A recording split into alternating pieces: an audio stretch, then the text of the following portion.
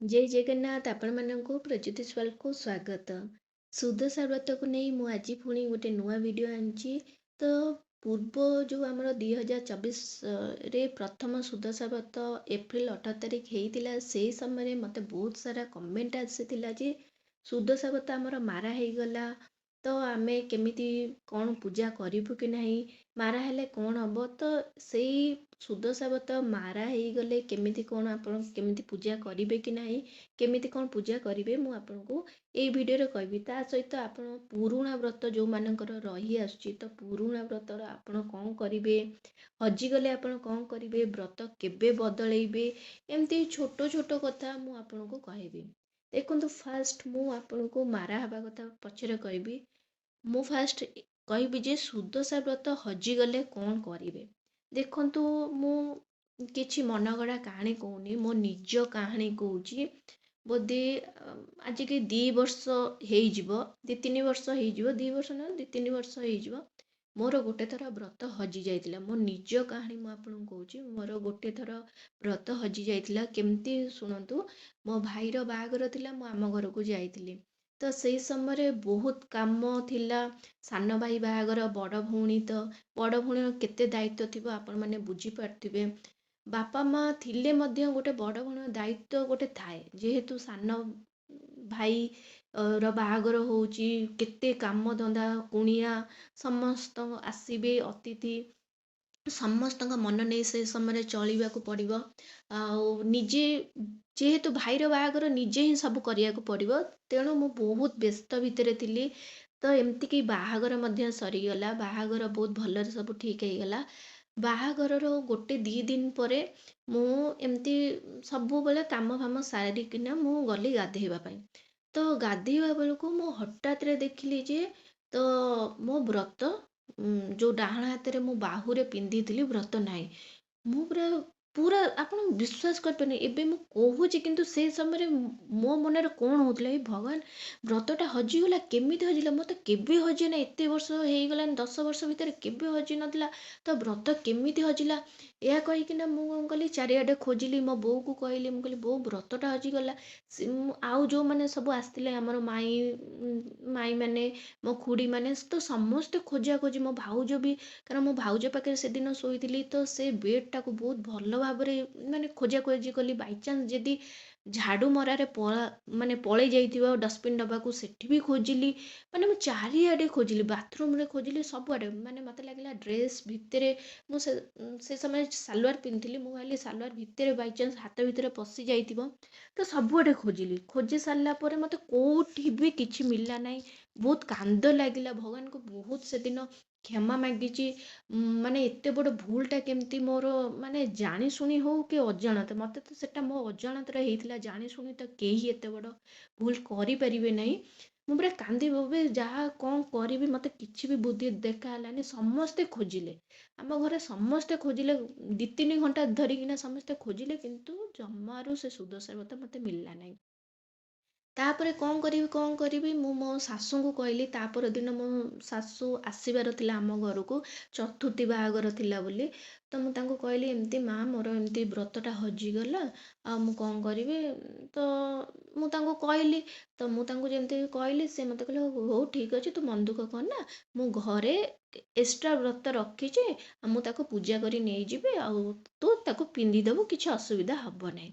कहली हो ठीक अच्छे तापर सी कौन कले व्रत नहीं तापर दिन व्रत पूजा करी से नहीं करी आसिले मु पिंधिली ठीक अच्छे मु आपन को पिंधिली किंतु पिंधिदेली सिना है मु आपन कहूँ तापर आउ किछि सुदशा व्रत नथिला ठीक अच्छे से वर्षक सारा से सुदशा व्रत सजाइतिला ता पर वर्ष सुदशा व्रत थिला ठीक अच्छे माने मिनिमम 10 मास पर सुदशा व्रत थिला।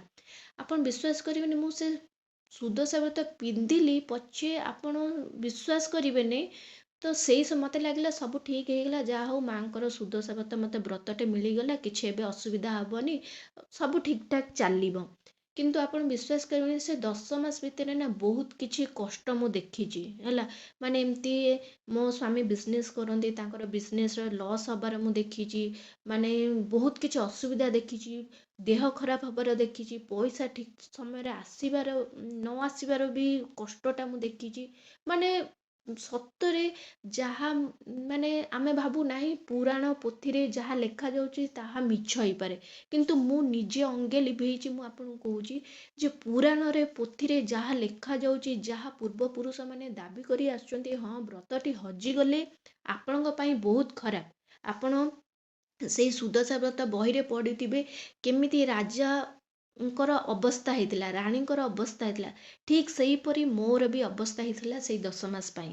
କାରଣ ମୁଁ ଦେଖିଛି ମୋ ସ୍ୱାମୀଙ୍କର ଅବସ୍ଥା କ'ଣ ଥିଲା। ଯେତେବେଳେ ଆପଣଙ୍କ ପାଖରେ ପଇସା ଆସୁନଥିବ, ଆପଣଙ୍କୁ ଚଳିବା ପାଇଁ ବାଧ୍ୟ, ଆପଣଙ୍କ ପିଲା ପାଠ ପଢ଼ିବା ପାଇଁ ବାଧ୍ୟ, ଆପଣ ଘର ଖର୍ଚ୍ଚ କରିବା ପାଇଁ ବାଧ୍ୟ, ଆପଣ ଟଙ୍କାଟେ ପଇସା ରଖିବା ପାଇଁ ବାଧ୍ୟ, ଠିକ୍ ଅଛି। ତ ସେତେବେଳେ ମୋତେ ବହୁତ ଦୁଃଖ ଲାଗୁଥିଲା। ମୁଁ କହିଲି ଭଗବାନ ଆଉ କୋଉ ଦିନ ସୁଦଶା ବ୍ରତ ଆସିବ, ମୁଁ ମାଆଙ୍କୁ ସେମିତି ପୂଜିବି, ଆଉ ଥରେ ନୂଆ ବ୍ରତ ବାନ୍ଧିବି। ମୋ ମନରେ ଖାଲି ସେତିକି ଚାଲିଥିଲା, କାରଣ ମୁଁ ବ୍ରତ ପିନ୍ଧିଛି ସତ, କିନ୍ତୁ ମୋ ସହିତ ବହୁତ ଖରାପ ହେଉଛି। ତ 10 ମାସ ପରେ ଆପଣ ବିଶ୍ୱାସ କରିବେନି, 10 ମାସ 11 ମାସ ପରେ ସୁଦଶା ବ୍ରତ ପୁଣି ଥରେ ପଡ଼ିଲା। ମୋ ମାଆଙ୍କୁ ଯେମିତି ପୂଜା ପଞ୍ଚପୂଜାରେ ଯେମିତି ଭଲ ଭାବରେ ପୂଜା କରିବା କଥା ପୂଜା କଲି, ପୁଣି ନୂଆ ବ୍ରତ ପିନ୍ଧିଲି। ମାଆଙ୍କୁ ନିଜର ଭୁଲ ପାଇଁ ତ ମାନେ ସେ 10 ମାସ ବହୁତ କ୍ଷମା ମାଗିଛି, ବହୁତ ତାଙ୍କୁ ଡାକିଛି, କହିଛି ଯେ ସବୁ ମା ଠିକ୍ କରିଦିଅନ୍ତୁ, ମୁଁ ଜାଣିଶୁଣି ଏସବୁ କିଛି ଜିନିଷ କରିନି।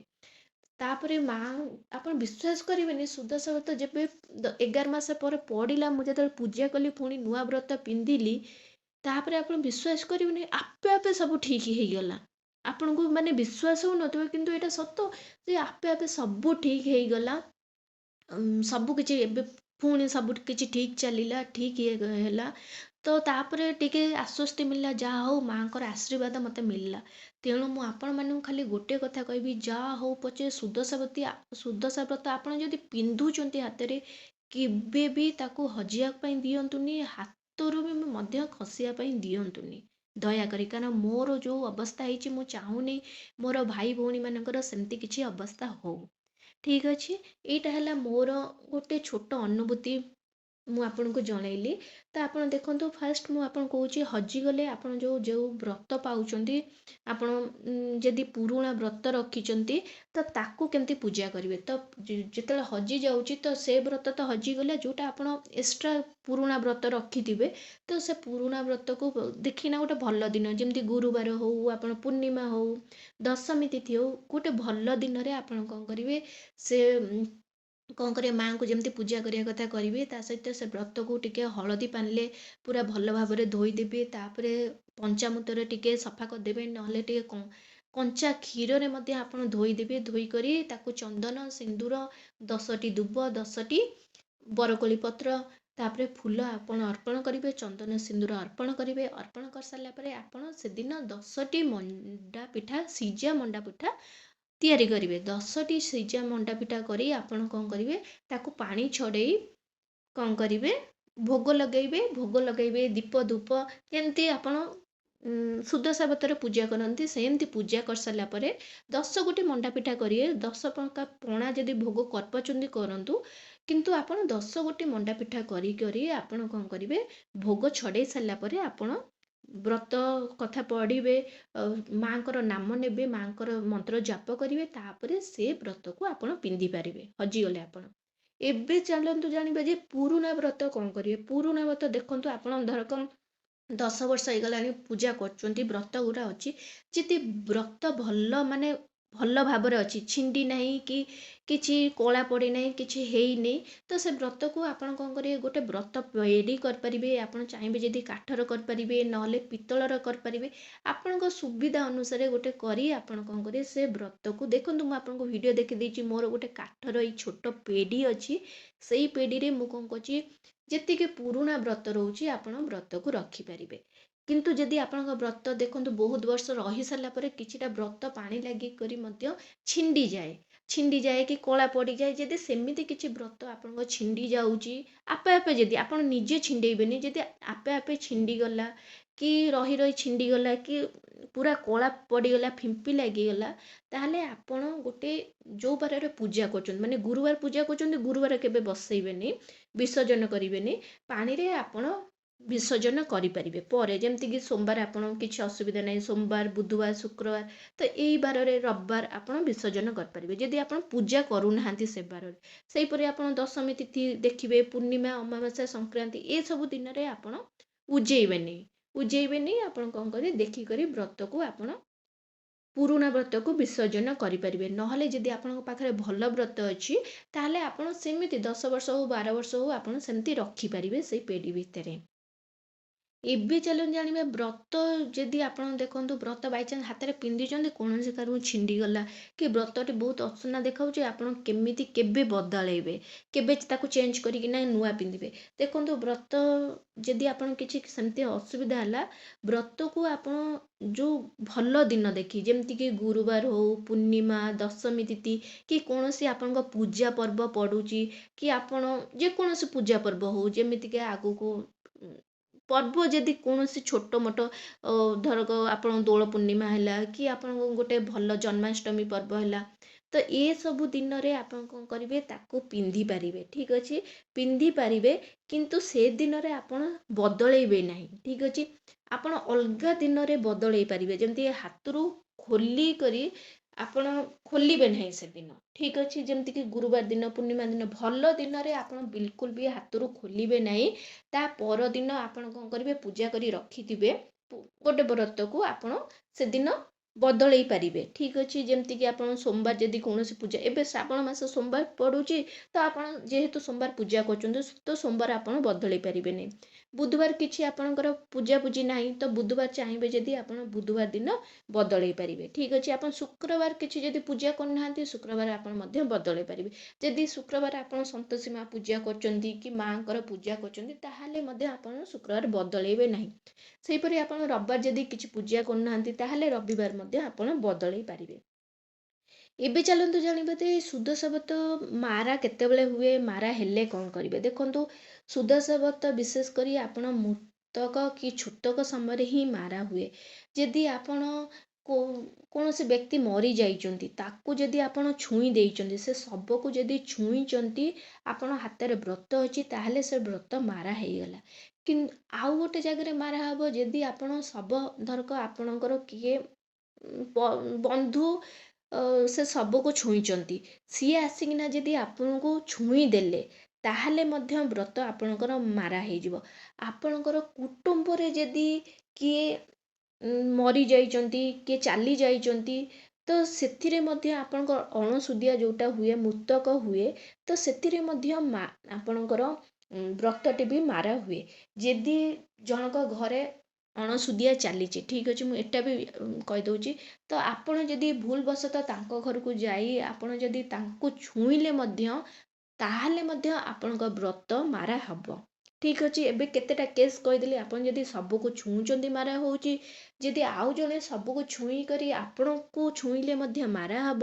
ଆପଣଙ୍କ କୁଟୁମ୍ବରେ ଯଦି କିଏ ମରିଯାଇଛନ୍ତି, ଅଣସୁଧିଆ ଆପଣ ପାଳନ କରୁଛନ୍ତି, ତାହେଲେ ମଧ୍ୟ ଆପଣଙ୍କ ବ୍ରତ ମାରା ହେବ।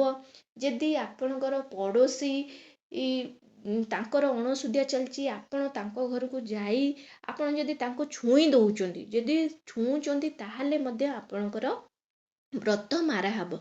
ତ ସେଇ ସମୟରେ ଆପଣ କ'ଣ କରିବେ, ଯେକୌଣସି କେସ୍ ହଉ, ତ ଆପଣ କ'ଣ କରିବେ, 10 ଦିନରେ ଆପଣ କ'ଣ କରିବେ, ଯେତେବେଳେ ନଖ କାଟୁଛନ୍ତି, ଅଳତା ଲଗାଉଛନ୍ତି, ମୁଣ୍ଡ ଧୋଇ ଗାଧଉଛନ୍ତି, ସବୁ ଘରଫର ସଫାସୁତୁରା ହେଇସାରିଛି, ଆପଣ କ'ଣ ଆଗେ ଘରଫର ସଫାସୁତୁରା କଲେ, ଆପଣଙ୍କ ଜିନିଷପତ୍ର ସବୁ ସଫାସୁତୁରା ହେଲା, ମାନେ ଯେତିକି ଅଧୁଆ ସବୁ ଜିନିଷ ସଫାସୁତୁରା ହେଲା, ତାପରେ ଆପଣ ଯାଇ ଗାଧଉଛନ୍ତି, ଘରଫର ସଫାସୁତୁରା କରୁଛନ୍ତି, ଘରଫର ପୋଛାପୋଛି କରୁଛନ୍ତି, ତ ଆପଣ ଯେତେବେଳେ ଗାଧେଇବେ, ସେଇ ସମୟରେ ଆପଣଙ୍କ ହାତରୁ ସୁଦଶା ବ୍ରତ ଆପଣ ଖୋଲିଦେବେ, ବ୍ରତ ଖୋଲିଦେବେ, ताकू कौन करेंगे व्रत खोली कर रखिथे ताकू तापर आपण कौन करेंगे नख काटे अलता लगेबे तापर ताकू नेकिना विसर्जन करदेवे ठीक अच्छे आपण 10 दिन रे करें आपन जदि व्रत को रखे आप 11 दिन जाकर किंतु नख काटिबा आउ अलता लगेबा पूर्व आप निजे शुद्ध हवा पूर्व सुदशा व्रत खोलीदेवे ठीक अच्छे आपन जदि दूर रे रोहुचंती ठीक अच्छे आपन सुनले जे आपन कुटुंब रे किए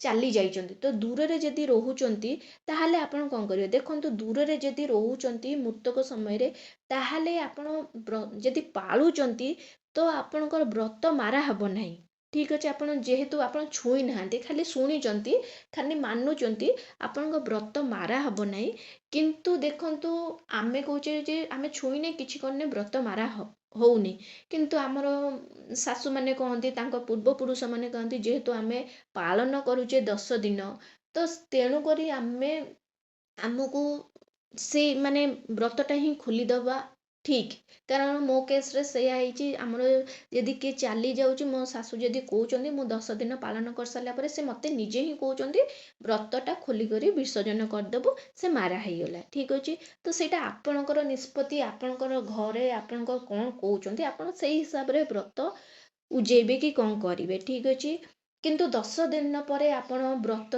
से समय जदि सुदशा व्रत हो आपण जेकोसी माने पूजा पूजी थिले भी आपण से समय पूजा मध्य किछि करिवे नाही सुदशा व्रत पड़िले मध्य आपण पूजा करिवे नाही ठीक अच्छे तापर रहा छूतक समय छूतक माने जार पिला छुआ होइथिबो धरक एबे छूतक समय भी किछिटा केस कहि दउछि देखो छूतक समय आपण सुनले कार पिला छुआ होइछि आपण कुटुंब रे आपण कोन करचंदी ताकू पालन करचंदी तो से केस रे मध्य हबो जदि किए को माँ ता छुआ को जन्म देला सी जदि व्रत पिंधिची ताहाले से केस रे मध्य व्रत मारा हैला जदि सेई माँ को आउ किए छुईले से केस रे मध्य व्रत मारा हैला तो यही परि भाबरे छूतक रे आपण कुटुंब रे जदि आपण कहा घर को जाइचंदी सी एंतुडी शाला रे अछि माने 6 दिन जाई नै कि से पालन करना 10 दिन पर्यंत आपण जदि तांको छुई दउचंदी मध्य